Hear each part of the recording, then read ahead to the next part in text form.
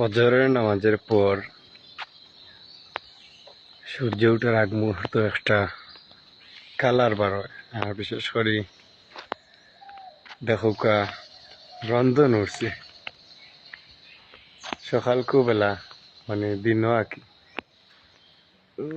আসমানের রন্ধনে দেখা যায়। এত সুন্দর লাগে, এত ভালো লাগে কালারটা। তো বেশি বাসেন না, বিকালে বাসবো, দেখা যায় রন্ধন এক সাইডে সুন্দরও লাগে।